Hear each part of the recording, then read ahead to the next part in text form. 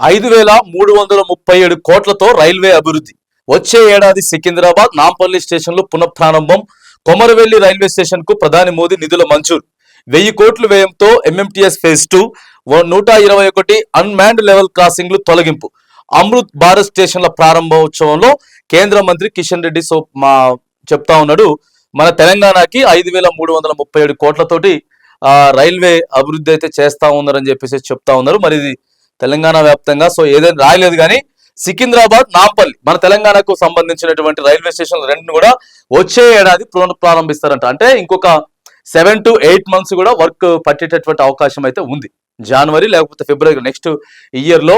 ఇప్పుడు దాదాపుగా railway station నుంచి స్టార్ట్ కావాల్సిన అన్ని కూడా అక్కడ నుంచి స్టార్ట్ అవుతా ఉన్నాయి.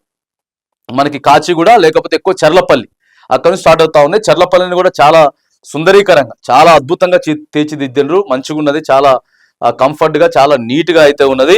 మరి ఎవరెవరైతే సికింద్రాబాద్ నుంచి బయలుదేరేటటువంటి వెళ్ళాలి అసౌకర్యంగా ఉందనుకుంటా ఉన్నారో ఇంకొక 6 to 7 months అయితే వెయిట్ చేయాల్సిందే. కేంద్ర మంత్రి కిషన్ రెడ్డి అయితే చెప్తా ఉన్నాడు.